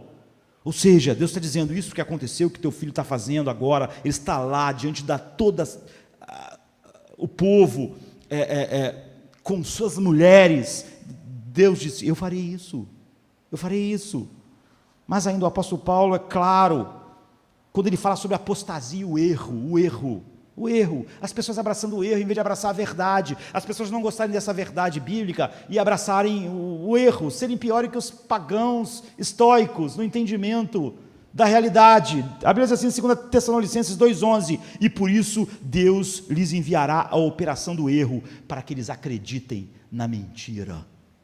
Você está falando sobre pessoas que, em vez de acreditar na verdade, estavam lá em uma relação próxima ao reino de Deus, como nós, mas a Bíblia dizia, eu vou enviar o espírito do erro para que eles creiam na mentira. Mas um exemplo claro e definitivo disso, porque nós não temos tempo de continuar olhando toda a Bíblia, é a crucificação de Cristo. É a pior coisa, é a pior maldade. Qual a maldade maior do mundo? Todos os homens merecem, são dignos de morte, não há nada que possa acontecer no homem, que o ser humano ele pode sofrer injustiças horizontalmente, de outro ser humano, de uma nação, de um país, de um tribunal, mas ele nunca sofre injustiça vinda de Deus. Tudo que acontece com o ser humano, ele é digno de morte. O salário do pecado é a morte. Então não há injustiças verticais. E quando você olha, a única pessoa que não merecia nada, a única pessoa justa que andou no mundo é Cristo. Portanto, o assassinato de Cristo é a coisa mais terrível que aconteceu no mundo, a maior maldade. Nenhuma outra maldade se compara ao assassinato do Filho de Deus nesse mundo.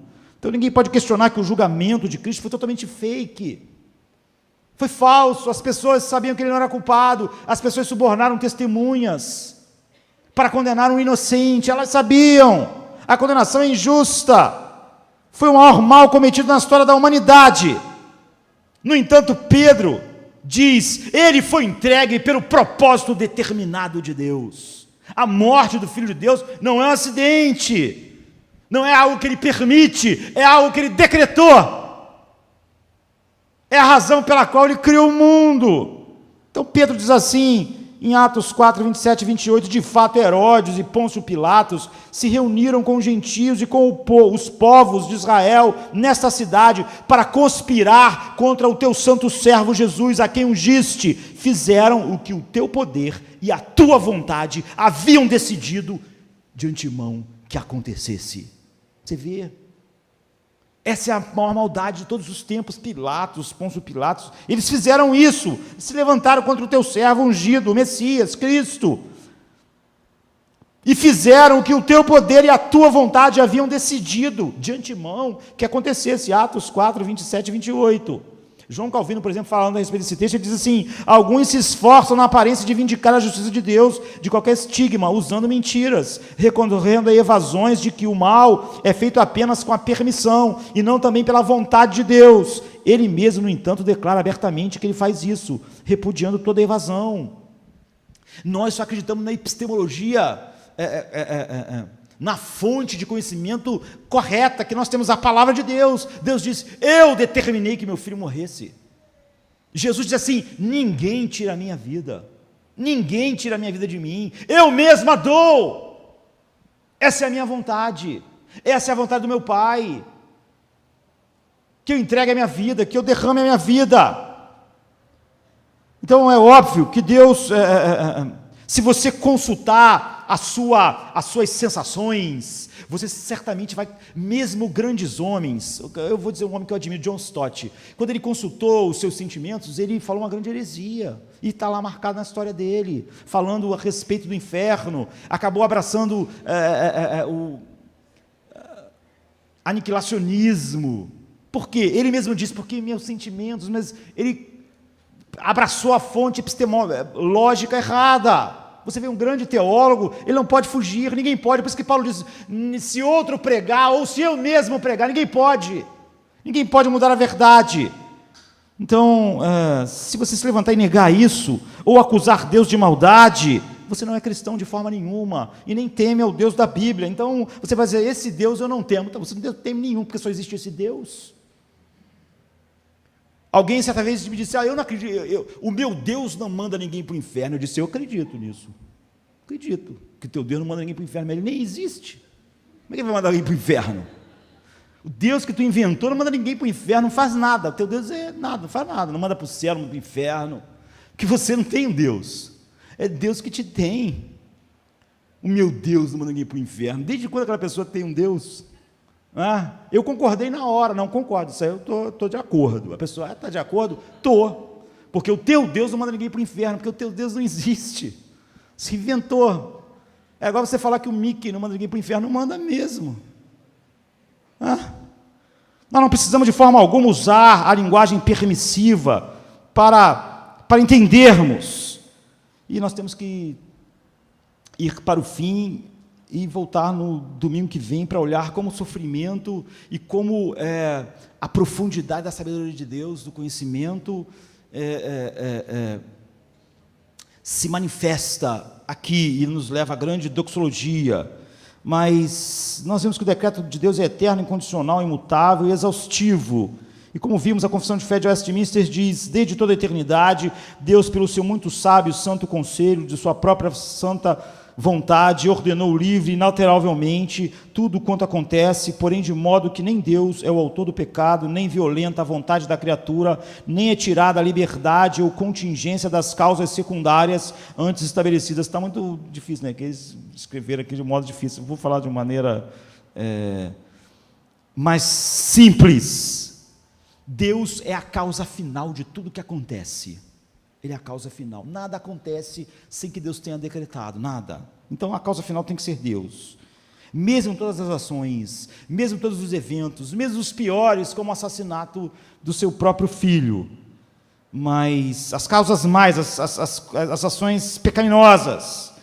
E nós vimos como você não pode usar a linguagem permissiva. Ele não só permite, ele decretou todas as coisas lá na eternidade, elas são eternas, imutáveis, e Deus é inquestionavelmente justo, e você é responsável. Então, como nós podemos entender isso para irmos para o final deste culto, e domingo que vem aprofundarmos, quando olharmos para como a profundidade da sabedoria, do conhecimento de Deus, se manifestam ainda mais profundamente do que isso que nós estamos olhando hoje. Então, o único caminho verdadeiro de um verdadeiro adorador, quando se chega diante desse Deus imenso, ele se prostra, e ele não está seguindo suas próprias sensibilidades, ele não está agindo como aquela criança de 5 anos que diz: papai está acabando com o meu laguinho de peixe, não vejo nenhuma razão para isso. E ele vai à Escritura. A Bíblia diz que, embora Deus seja a causa final de todas as coisas, até mesmo do mal, e até mesmo do maior mal, Deus é a causa final da cruz. Nós cantamos a cruz hoje. A cruz é o plano eterno de Deus. A cruz está no centro do plano de Deus. A Bíblia mostra que Deus jamais é a causa eficiente do mal. Jamais é a causa próxima do mal. E essa causa próxima do mal, e essa causa eficiente do mal, jamais faz o mal para agradar a Deus. Jamais, jamais faz. A Bíblia sempre considera apenas a causa eficiente do mal e a causa próxima do mal responsáveis. Mesmo Deus sendo a causa final. Então, como nós vamos encerrar isso? Deus disse que a Síria, ao destruir Israel, era a vara da sua mão. Você sabe que uma vara é uma coisa inanimada. O meu pai me batia com uma varinha de gabeira, assim, não era nada agradável. Então, a vara é inanimada. Eu não ficava assim com raiva da vara, que vara é terrível, né? Eu sabia, é papai, está na mão do papai, né? A vara era um objeto inanimado, a vara não bate em mim. Quem batia era meu pai, graças a Deus ele fez isso. A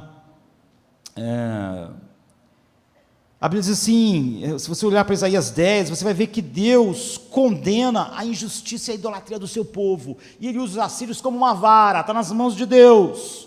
A Bíblia diz assim, Isaías 10, 13 e 4, que farão vocês no dia do castigo, quando a destruição vier de um lugar distante, atrás de quem vocês correrão para buscar ajuda? Onde deixarão todas as suas riquezas? Nada poderão fazer, a não ser encolher-se entre os prisioneiros, ou cair entre os mortos. Ou você vai estar entre os prisioneiros, ou vai estar entre os mortos. Apesar disso tudo, a ira divina não se desviou, sua mão continua erguida. Isaías 10, 13 e 4. No versículo 6, a Bíblia diz que Deus executará aquele castigo, por causa da impiedade de Israel, por causa da sua idolatria, e ele vai enviar a Assíria para destruí-los. Não é eu que digo, é a Bíblia. Isaías 10, 6. Eu os envio, os assírios, contra uma nação ímpia, contra um povo que me enfurece, para saqueá-lo, para arrancar seus bens, para pisotear vocês na lama das ruas. Eu envio como a minha vara. Deus enviará a Síria, ele irá devastar Israel, ele vai derramar o seu juízo sobre Israel, é o que ele diz. Mas se você olhar para o versículo 5, você fica espantado, porque ele fala assim, os assírios são a minha vara, eles vão devastar, eles vão pisar vocês na lama das ruas, vocês vão estar entre os mortos ou entre os prisioneiros, eles são a vara na minha mão. Mas aí no versículo 5, Isaías 10, 5, ele diz assim, mas ai dos assírios, a vara do meu furor, em cujas mãos está o bastão da minha ira. Ora, não é interessante isso? Ele diz, eles são a vara, a minha vara, eles estão na minha ira, eles são o bastão da minha ira, mas ai deles, o meu juízo vai cair sobre eles, vai cair sobre os assírios. Deus chega a se referir à Síria então como objeto inanimado, uma vara. Eu mesmo, criança, sabia que a vara era um objeto inanimado, que era o meu pai que me dava as varadas, não era a vara que me fazia aquilo, a vara da ira de Deus, ele diz. Então, como Deus pode ser justo em mandar a Síria como juízo sobre Israel, descrever eles como a vara da sua ira contra Israel, e dizer claramente como Deus é ativo, eu os envio contra uma nação ímpia, contra um povo que me enfurece, para saqueá-lo e arrancar-lhe os bens e para pisoteá-lo como a lama das ruas. A questão está no conceito da causalidade final versus a causalidade eficiente. Você vê que os assírios são a causa eficiente da destruição de Israel, mas a causa final é Deus, é a sua ira, é a sua justiça. Deus claramente é a causa final, a Assíria é a causa eficiente. Então, junto com a ordenação soberana de Deus, do juízo de Israel, Deus não coagiu os assírios. Os assírios não pensaram assim, Israel é ímpio, Israel adora ídolos, nós vamos lá ser a vara de Deus, nós vamos lá para que o nome de Deus seja honrado, para que Deus receba toda a glória. Não foi nada disso. Eles foram lá porque eles eram pessoas más. Eles viviam fazendo isso em todo lugar. Isso era o que a Síria fazia o tempo todo. Isso não era o contrário ao coração da Síria. A Síria amava a violência, a Síria amava invadir, saquear. A Síria não estava sentada pacificamente, sentada, vivendo em paz, tocando a sua harpa, e Deus foi lá, você vai ser a minha vara. Não, não queremos, vai assim mesmo, porque é o que eu quero. Não, eles viviam fazendo isso. Eles seguiram seus próprios corações. Eles seguiram a sua maldade. Seguiram suas inclinações. A razão pela qual eles queriam destruir Israel não era a mesma pela qual Deus queria. Deus queria porque Ele é justo. Deus queria porque Israel era idólatra. Deus queria porque Israel nunca ouviu. Deus queria porque Israel teve profetas como Eliseu, como Elias. Profetas maravilhosos, mas eles nunca ouviram nada. Eles viveram na mais profunda impiedade. Deus queria castigar justamente Israel pela sua injustiça e idolatria, mas a Assíria tinha suas próprias intenções, e não eram as intenções de Deus. Eram intenções totalmente mais. Isaías continua dizendo então, mas não é o que eles, os assírios, pretendem. Eles não pretendem o que Deus pretende. Não é o que tem planejado. Antes, o seu propósito é destruir e dar fim a todas as nações. Eles querem dominar, eles querem ter poder. Esse é o versículo 7. Então a Bíblia diz, ai dos assírios, a vara do meu furor, em cuja mão está o bastão da minha ira, eu os envio contra uma nação ímpia.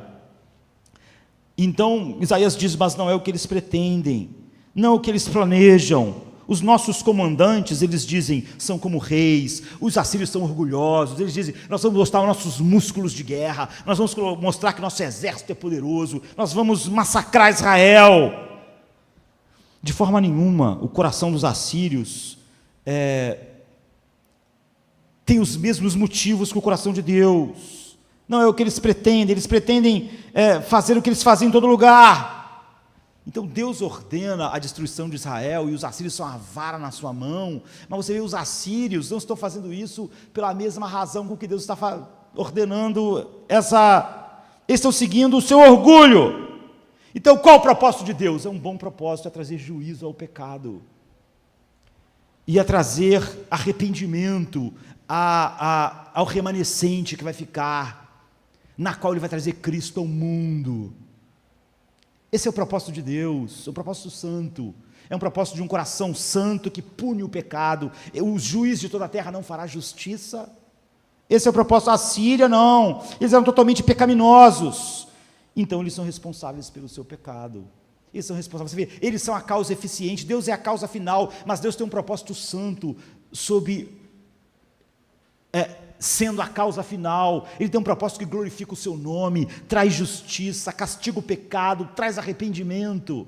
Já os assírios, eles têm um propósito de destruir. É totalmente diferente. Você vê, Deus é a causa final, mas está sendo totalmente justo e santo. Os assírios são a causa eficiente, mas estão sendo totalmente maus, ímpios.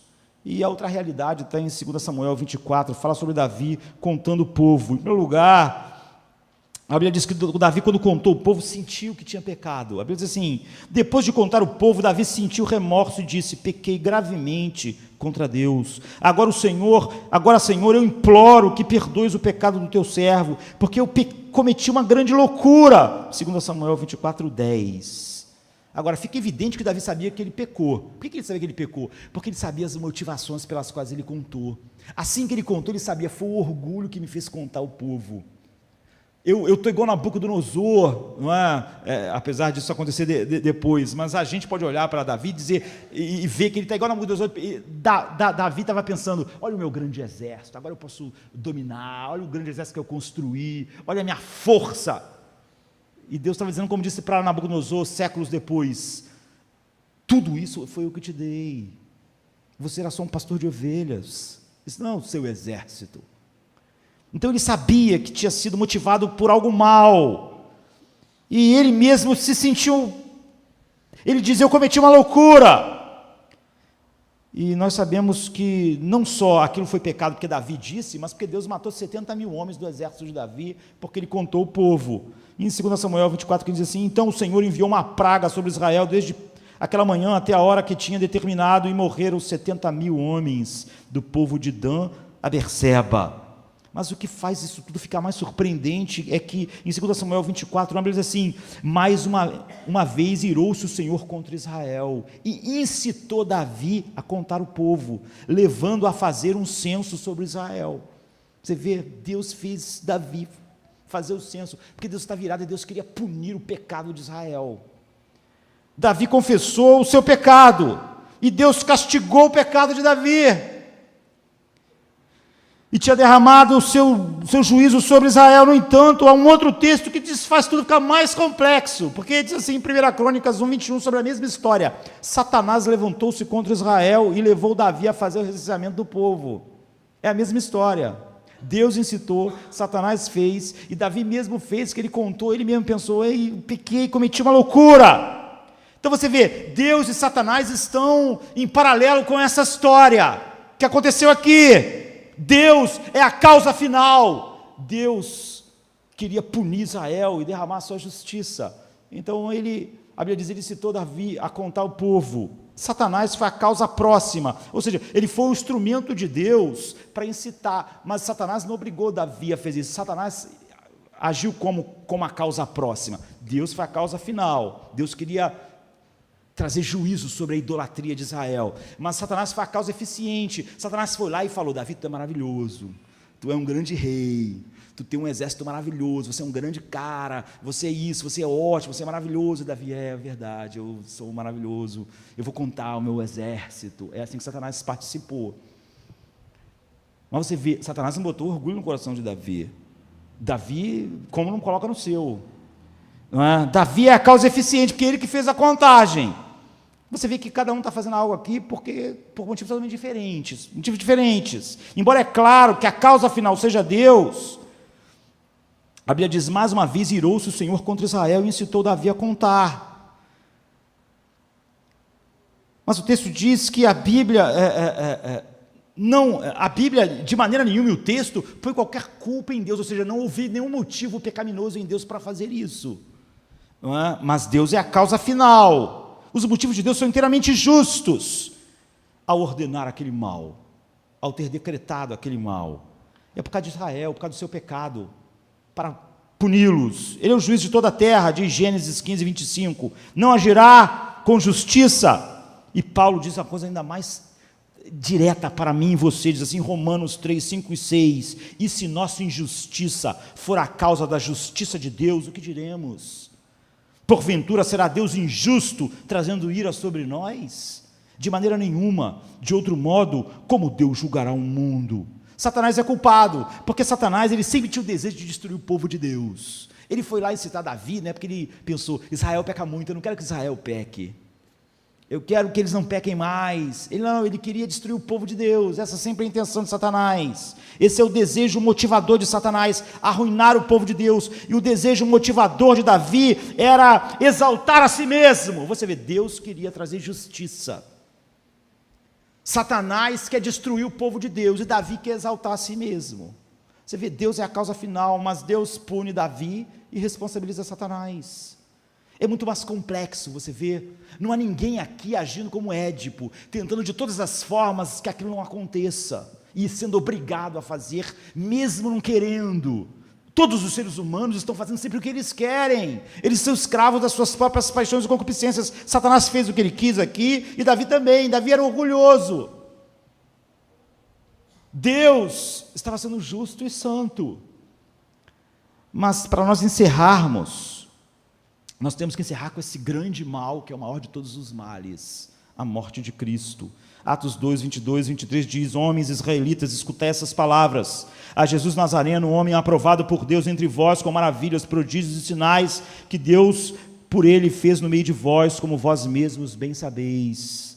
A este que vos foi entregue pelo determinado conselho e presciência de Deus, prendeste, crucificastes e matastes pelas mãos de injustos. Depois no capítulo 4, 27 e 28, ele diz assim: porque verdadeiramente contra o teu santo filho Jesus, que tu ungiste, se juntaram não só Herodes, mas Pôncio Pilatos, com os gentios e os povos de Israel, para fazerem tudo o que tua mão e o teu decreto tinham anteriormente determinado que se havia de fazer.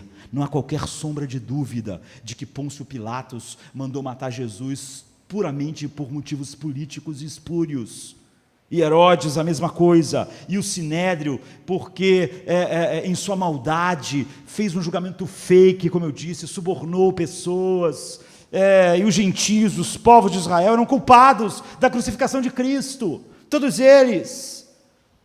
De maneira direta, Pedro diz para eles isso: vocês crucificaram o Filho de Deus, vocês fizeram isso, vocês mataram Deus, vocês mataram Deus andando no mundo. Imagine a culpa infinita disso. E Judas e todos eles, prendeste, crucificaste, vocês mataram ele pela mão de injustos, vocês usaram eles como suas mãos, judeus, usaram Pilatos, usaram o Império Romano, e vocês o mataram. Atos 22, 36 diz: saiba, pois, com certeza, toda a casa de Israel, que a esse Jesus, a quem vocês mataram, a quem vocês crucificaram, era Deus, a quem vocês crucificaram, Deus o fez o Cristo, ou seja, o Messias. Inexoravelmente, é fato que Pilatos, Herodes, os judeus, os gentios, foram aqueles que Deus colocou e que fizeram essas coisas segundo o determinado conselho e propósito de Deus. Então se juntaram não só Herodes, mas Pôncio Pilatos com os gentios e Israel para fazerem tudo que a mão de Deus e o conselho de Deus anteriormente havia determinado para se fazer. Então você vê aqui, Deus é a causa última da morte de Cristo. Deus quis. A Bíblia diz assim em Isaías: foi do agrado do Pai moê-lo. Foi do agrado do Pai que ele morresse. Ele foi entregue pelas nossas iniquidades. Foi Deus. Esse é o plano do Pai. Então Deus é a causa final da morte de Cristo. Ele predestinou todos os eventos lá na eternidade, por isso que ele é o Cordeiro morto desde a fundação do mundo. Antes de existir Pilatos, Herodes, Israel, mundo, demônios, céu, anjos. Mas os judeus foram a causa próxima, porque eles que incitaram os romanos a matarem Jesus com mentiras, com falsas acusações. Pilatos, Herodes e outros homens ímpios foram a causa eficiente. Eles foram o poder que pregaram Jesus na cruz, que o mataram, que o torturaram. Os judeus, então, são responsabilizados como a causa próxima. Como Pedro diz: vocês crucificaram Jesus, vocês que pregaram na cruz, não foi? Vocês usaram aquela causa eficiente que eram eles lá por mãos de ímpios, mas os romanos não eram menos culpados. E, no entanto, Deus decretou todas essas coisas. Agora, pensem, todos os envolvidos aqui tinham intenções malignas. Os judeus, os gentios, todos os povos, Judas, Herodes, Pilatos, os judeus, eles conspiraram para matar Jesus, cada um por suas próprias razões diferentes. Deus decretou o mal da cruz, Deus decretou o maior mal da história, todo mal, pelo bem que ele tiraria disso, a saber, a salvação de todos os escolhidos, e a glória final do seu nome, e a honra final e eterna do seu Filho amado, em que ele se compraz. Portanto, o ponto claro é que Deus pode ser a causa final de tudo que acontece, até do mal maior, que é a crucificação e a morte do seu Filho, e ele não incorre nenhuma culpa, porque Deus nunca é a causa eficiente do mal, Deus nunca é a causa próxima do mal, mas Ele sempre decreta todas as coisas, Ele sempre é a causa final, porque nada pode acontecer fora do decreto de Deus. Ninguém como Édipo estava tentando: eu não quero matar Jesus, não quero matar Jesus. Não, vai ter que matar porque eu quero que ele morra. Não, Deus me livre, Deus não deixa eu matar Jesus, eu não quero, eu nunca matei ninguém. Não, aquelas pessoas crucificavam gente todo dia, era o que Pilatos fazia, era o que os romanos faziam. Os judeus estavam ali conspirando, nenhum deles estava pensando: nós não queremos que ele morra, mas Deus decretou que ele tem que morrer, e nós temos que obedecer para a glória de Deus e a salvação dos eleitos. Eles não estavam pensando assim. Deus não decreta essas ações como pecado, mas pelo bem que ele decretou tirar delas, a salvação dos eleitos e a glória final do seu nome, e você não está no inferno para sempre, e a ira de Deus cair sobre o seu filho e não sobre a igreja. Então Jonathan diz assim: é coerente falar que Deus decretou todas as ações dos homens, sim, cada ação que é pecaminosa e cada circunstância envolvendo essas ações, que Deus predetermina que elas serão como são, tão pecaminosas como elas são. Ainda assim, Deus não decreta as ações que são pecaminosas como pecado, mas as decreta como boas. Ou seja, ele decretou a morte de Cristo como algo maravilhoso, que nós estamos cantando nos nossos hinos. O que nós cantamos hoje? Nós cantamos a cruz, nós falamos, foi maravilhoso Deus, graças a Deus pela cruz. Deus decretou como algo bom. Nós cantamos isso. No céu, a Bíblia diz, esse é o Cordeiro que foi morto, digno é o Cordeiro que foi morto, ele tem a história em suas mãos. Você vê, Deus decretou como algo bom, não como pecado. É por isso que não há nenhuma injustiça em Deus decretar a pior coisa, como todas as coisas. Então, Jonathan continua, tão pecaminoso como elas são, Deus decretou, ainda assim, Deus não decreta essas ações como pecaminosas, como pecado, mas as decreta como boas. Ao decretar uma ação pecaminosa, quero dizer, decretando-a por causa da pecaminosidade que a ação contém. Deus as decreta por causa do bem que ele faz surgir da sua pecaminosidade, enquanto o homem a faz. Ou seja, ele é a causa eficiente pelo bem que eles sentem no mal que há nelas. O deleite que eles têm no mal, pelo deleite deles no mal. Ou seja, os judeus estavam se deleitando no mal do assassinato de um inocente. Pilatos estava se deleitando no mal do assassinato de um inocente. Judas estava se deleitando em trair um inocente. Mas o deleite de Deus era na salvação dos eleitos. Era na glória final do seu Filho. Deus estava se deleitando em algo bom e totalmente santo ao decretar aquilo. Então você vê, ele decretou aquilo como bom, apesar daquilo conter várias ações mais. Então só um pecador arrogante pode chegar diante de Deus e ter dificuldades com o decreto. Você vê, é muito mais sofisticado. A Bíblia nunca diz, como lá os epicureus, eu estou acabando explicando os estoicos, que não importa o que você faz, não importa o que você faz, importa o que você faz. Deus decreta tudo e você é responsável. Deus decretou, mas ele puniu os assírios, porque os assírios nunca fizeram nada para honrar Deus. Deus responsabilizou os homens que mataram seu filho, porque essas pessoas não mataram Jesus para que nós fôssemos justificados, propiciados, salvos. Então Paulo diz em Romanos 9,19, dir-me-ás então, porque se queixa ele ainda? Isso é um ímpio falando, e muito cristão fala igual, porquanto quem tem resistido à sua vontade? Ninguém mesmo, ele decreta tudo. A esse ímpio, que estava respondendo a Paulo como se fosse um cristão, como acontece hoje, a resposta é que meros cacos mortais não podem falar assim com Deus, como aquela criança de 5 anos, não podia dizer que o seu pai, meu papai é mau, o papai é do mal, porque o papai acabou com o peixinho, acabou com o negócio, eu não consigo ver nenhum propósito bom nisso, porque se eu não consigo ver o propósito bom, então não tem propósito bom. Mas a Bíblia diz assim em Romanos 9, 20, 21, mas ó homem, quem és tu que a Deus replicas? Porventura a coisa formada dirá que formou, porque me fizeste assim?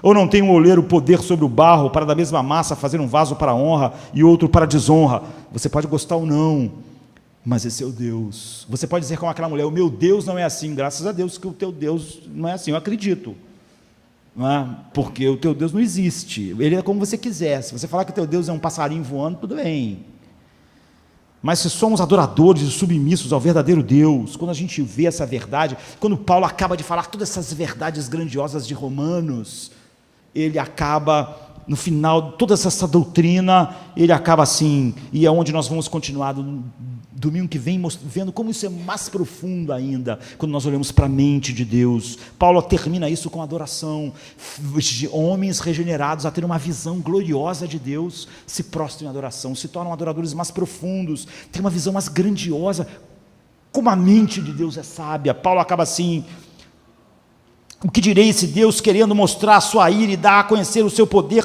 suportou com muita paciência os vasos da ira preparados para a perdição, para que também desse conhecer a riqueza da sua glória nos vasos de misericórdia, que para a glória já dantes preparou, os quais somos nós, a quem chamou. Romanos 9, 22 e 24, a gente viu como o chamado de Deus é uma ação. Então Paulo vai até o fim, ele diz o que nós podemos dizer, quando nós olhamos esse Deus grandioso que decreta tudo, mas nunca decreta algo que contém pecado, como pecado, mas como algo bom. Por quê? Porque ele decretou a morte do seu filho como uma coisa mais santa e gloriosa, que os anjos e os homens vão cantar para todo sempre. Então Paulo acaba assim, ó profundidade das riquezas, tanto da sabedoria como do conhecimento de Deus. Quão insondáveis são os seus juízos. Paulo é Jó aqui. Paulo não está agindo, é aquela criancinha confiando em seu pai. Quão insondáveis são os seus juízos, e quão inescrutáveis os seus caminhos. Pois quem compreendeu a mente do Senhor? Ou quem foi o seu conselheiro? Ou quem lhe deu primeiro a ele, para que ele seja recompensado? Porque dele, e por ele, e para ele são todas as coisas. Glória, pois, a ele eternamente. Amém. Amém. Quando você entende a verdade sobre Deus, você começa a expressar doxologia e adoração. Você nunca encontra outra fonte epistemológica a não ser a palavra de Deus, e você vê que ela é muito mais complexa, muito mais rica do que simplesmente pensar, aquele homem ali, ele não foi eleito, ele busca Jesus, ele ama Jesus, ele quer Jesus, mas ele não foi eleito. Isso é a coisa mais ridícula. Isso é um estoico falando, é um pagão. Essa pessoa nunca leu a Bíblia, não conhece o Deus da Bíblia, ela não conhece Cristo, não conhece o Evangelho, não conhece Romanos, não conhece Isaías, não conhece Jeremias, nem Lamentações. Essa pessoa não conhece a Bíblia, não conhece o Deus da Bíblia. Ela adora um Deus imaginário, portanto, só essa adoração dela já é um grande pecado, porque a Bíblia diz assim: não farás imagem, não farás um Deus para ti, você não pode. Esse é o primeiro mandamento dos 10 mandamentos, e se você tem alguma coisa contra esse Deus, então você está debaixo dessa ira infinita. Você vai reclamar do quê? Porque o grande mandamento é: amarás teu Deus de todo o teu coração, de toda a tua força, de toda a tua mente, de todo o teu entendimento. Esse é o grande mandamento. Vamos ficar de pé, vamos adorar a Deus encerrando esse culto. A tua vontade, Deus e Pai, é o que buscamos hoje aqui. Teu nome, Deus, santificar, que teu reino venha a nós, Senhor, que a terra encontre o céu aqui, e tua glória brilhe sobre nós. Nós desejamos só a ti, como o céu se alegra só em ti. Temos sede de ti, nos conforme, ó Deus, a Jesus para sempre. Teu é o reino e poder, glória e honra sem fim. Santo